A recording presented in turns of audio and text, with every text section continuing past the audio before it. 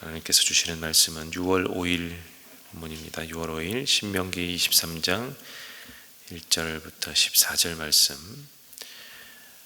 한 절씩 교독해서 읽습니다. 고환이 터졌거나 음경이 잘린 사람은 주님의 총회 회원이 되지 못합니다.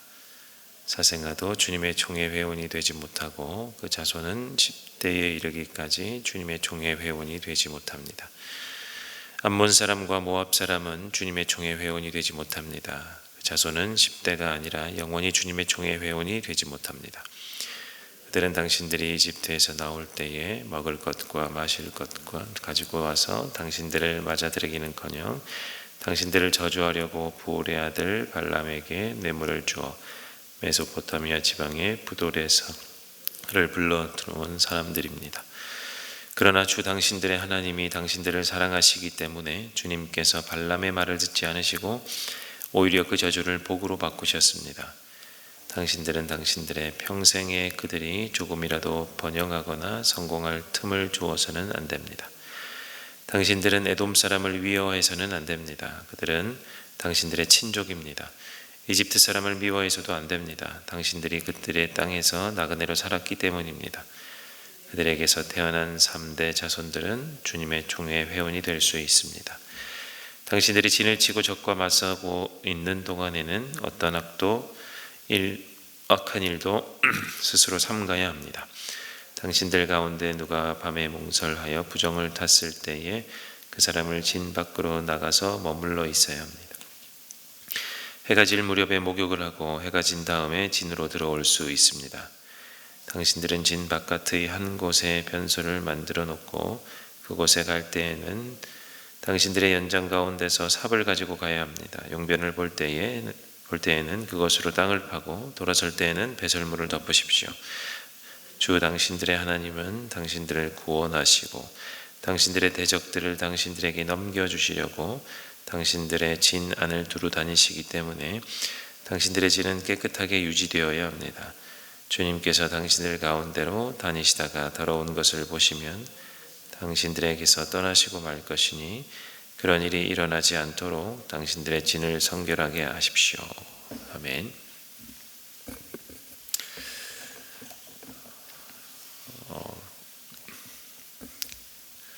군인들이 가장 바쁜 때가 있습니다. 훈련 때가 가장 바쁠 것 같지만 그냥 훈련은 훈련이고 바쁘기보다는 열심히 하는 때가 되겠죠. 그보다 더 바쁠 때는 그 상관이죠. 부대의 장이나 그보다 높은 계급의 지휘관이 부대를 방문할 때입니다. 계급의 높음에 따라서 이제 정비하고 보수하고 하는 기간을 좀 더 길게 잡거나 좀 짧게 잡거나 하지만 할 일이 이제 많아집니다. 그래서 이 군인으로서의 면모를 또 손색 없이 평가받는다라고 생각하기 때문에 지적사항이 없을 수 있도록 이것저것 계속 보수하고 정비하고 청소하고 이렇게 하느라고 엄청 바쁩니다. 여러분이 경험하셨던 그 학교 다닐 때 장학사가 온다 그러면 한 일주일 전부터 계속 환경 미화하고 보수하고 이렇게 하는 것과 이제 마찬가지죠. 여러분이 학생 시절에는 왜 굳이 이런 걸 하나, 힘들고 귀찮고 부대장이나 장학사나 가고 나면 그대로가 될 텐데 왜 굳이 이런 걸 하나라고 생각을 하셨을 텐데 이유들은 다 있죠. 힘들고 귀찮지만 군대면 군대고 학교면 학교고 고유한 그들의 이제 정체성을 잘 유지하고 확인하기 위해서 계속해서 그 일을 해왔던 것입니다. 오늘 본문 23장을 비롯해서 신명기 우리 12장부터 26장까지가 이런 동일한 목적이 있는 말씀입니다 라고 할 수 있습니다. 십계명을 이제 한 장씩 이렇게 풀어 해석하는 건 장면인데요. 백성들에게 일상에 이 십계명을 이렇게 곳곳에 적용하는 장면들입니다. 그래서 여호와 앞에 성결을 유지하려는 목적으로 십계명을 이렇게 생활에 적용해 나아가는 거죠. 거룩한 하나님의 백성이라는 정체성을 유지하게 하기 위한 이 목적으로 이렇게 풀어서 적고 있는 것입니다. 그 중간이 오늘 23장인데 오늘 23장 본문은 제 7계명에 해당하는 이런 아주 디테일한 법을 만들고 제정하고 알려주는 법입니다. 7계명이 간음하지 말라는 건데 이런 기본 헌법과 같은 계명을 구체적으로 적용하는 장면이라고 보시면 되겠습니다. 이 기준으로 오늘 말씀을 볼 때 우리가 항상 기억하고 봐야 할 것은 이 하나님의 공동체, 이 공동체가 어떻게 거룩하게 유지되느냐, 어떻게 유지되느냐라는 것을 유념해 볼 필요가 있습니다. 이 하나님의 거룩한 공동체를 잘 유지하기 위해서 어떤 방법을 쓰느냐 할 때 배제할 사람들을 배제시키고 포용할 사람들을, 포용할 존재를 포용하는 방법으로 이 거룩성을 유지하고 있는 장면을 보는 것입니다. 먼저 그러면 배제당할 자는 누구냐 할 때 1절에 보면 고환이 터졌거나 음경이 잘린 사람, 이것은 이방의 문화를 따라 이런 성적 문란함을 가져왔다고 보기도 하는데 이러했든 아니면 개인이 스스로 타락해서 이러한 잘못을 저질렀든지 간에 어쨌든 성적 문란함의 죄를 범한 자는 총회, 이 하나님의 거룩한 공동체 이 총회에서 배제당한다라는 것이고요. 2절은 사생아도 배제를 당합니다. 이 사생아는 아마 이방 신전의 여사제 사이에서 나온 아이일 수 있습니다. 이 가나안에 들어가면 가나안의 성적인 문란함이 아마 이 근동 사회에서 이렇게 많이 퍼져나갔던 모양입니다. 거의 이방 신들을 모실 때 하는 성적인 이런 제사법도 있었다고 하니 그러할 것 같습니다. 그래서 이 이방 신당에는 남자 사제만 있는 것이 아니라 여자 사제도 있는데 이런 성적인 교합을 통하여 이 사생아가 나온 경우가 상당하다고 하는데요. 이런 경우이든 아니면 간음하여 태어난 아이일 수도 있지 않습니까? 이런 아이이든 사생아를 낳게 되면 이 아이와 함께 부모는 이 자손에서, 하나님의 자손에서 배제를 당하고 총회에서 배제를 당하는 것입니다. 3절을 보면 암몬과 모압 사람은 영원히 배제당합니다. 그런데 반면에 포용하는 이방 사람들도 있습니다. 누구냐면 에돔과 이집트입니다.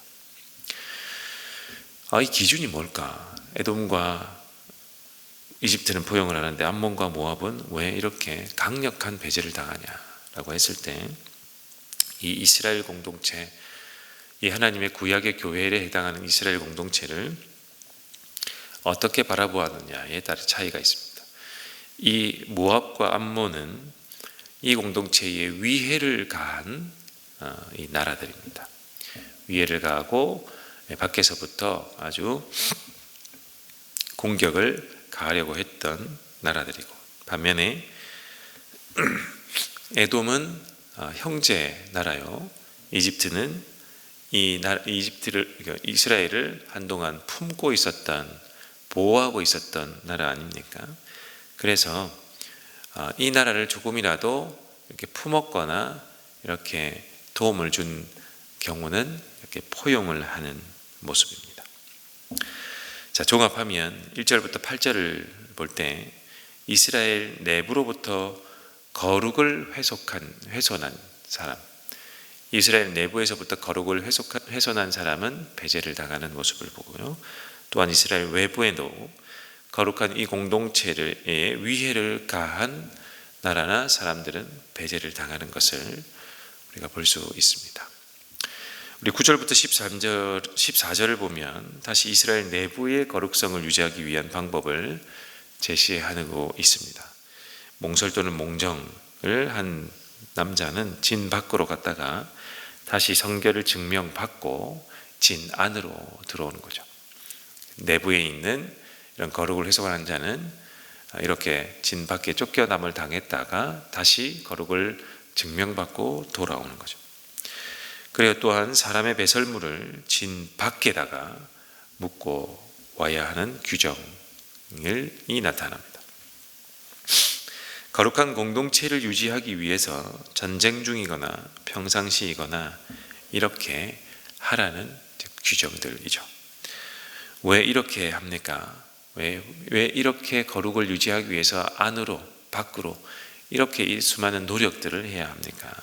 라고 할 때 14절이 답을 해줍니다.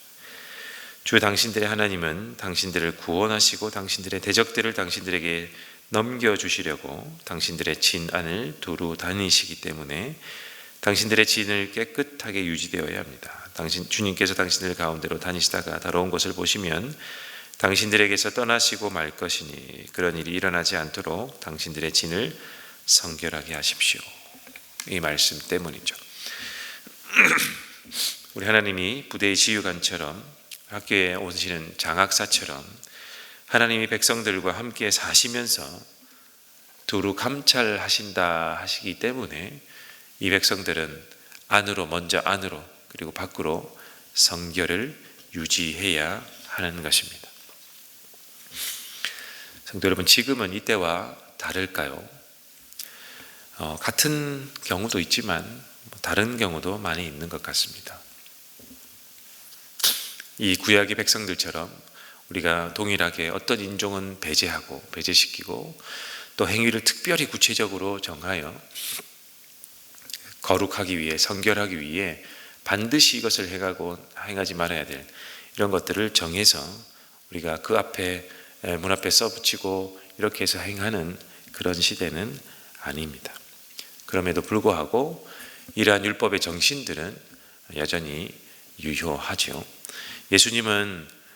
예수님께서 우리에게 정해주신 이런 법을 볼 때 예수님은 이런 사람 저런 사람 구분해서 배제하고 포용하지 말라 이렇게 말씀하지 않으시고 그저 내 이웃을 사랑하라고 말씀해 주셨습니다. 이런 사람 저런 사람을 구분하여 제자 삼으라고 하지 않으시고 모든 사람에게 제자 삼으라고, 모든 사람을 향하여 나아가 제자 삼으라고 하십니다. 그러나 단 하나님 나라의 정신을 훼손하는 자를 배제하라고 하시는데 그가 누구냐? 돈을 사랑하는 자, 교만한 자, 편 가르는 자, 나보다 남을 낫다고 하지 못하는 자, 권력을 탐하는 자, 이러한 사람들을 배제하라고 하십니다. 그들은 하나님 나라에 합당하지 않다라고 이야기하시죠. 결국 내가 하나님을 믿는다 하여도 이러한 것들을 사랑하여서 거룩한 모습을 하나님 앞에, 우리 주님 앞에 갖추지 못하면 안 된다라는 이 정신은 우리가 꼭 가지고 이 신약의 시대를, 주님께서 나에게 맡겨준 이 시대를 살아야 함은 우리가 잊지 말아야 할 것 같습니다. 다시금 주의 말씀, 우리 예수님께서 어떠한 명령을 하셨는지, 우리 신약교회에게 내리신 그 정신은 무엇인지를 다시금 생각해보고, 예수님이 싫어하셨던, 예수님이 하지 말라고 하셨던 것은 사람을 구분하거나 이런 것이 아니라 주님 앞에 교만하거나 권력을 탐하거나 돈을 탐하여 이웃을 내 몸처럼 사랑하지 못하게 되는 그러한 모든 것들, 그런 것들을 버리라고 하시니, 주님, 나도 여호와 앞에 성결하기 위해 이 시대에 지켜가야 할 것들을 하나님 깨닫게 하시고 나도 이것을 지켜나가는 자 되게 하옵소서라고 다시 생각하시면 좋겠습니다. 우리 함께 기도하실 텐데 오늘 말씀을 듣고 기도하면 좋겠습니다. 하나님, 내가 이 시대에 주 앞에서 옷 매무새를 가다듬어 그리스도인답게 사는 방법은 무엇인지 하나님 알게 하여 주옵소서. 첫 번째로 기도해 주시고, 두 번째, 우리 다음 세대를 위해 기도하는 월요일입니다. 우리의 자녀들, 우리 다음 세대, 공동체 안에 있는 다음 세대도 여호와 앞에 성결하기를 원하오니 주님께서 친히 우리 자녀들을 가르쳐 주시고 주님 앞에 거룩하고 거룩한 자로 세워지는 우리 모든 자녀들 되게 하옵소서. 두 번째로 기도해 주시고, 세 번째로 여러분의 개인의 기도 제목을 주 앞에 내어놓고 이렇게 기도하시다 가도록 하겠습니다. 함께 기도합니다.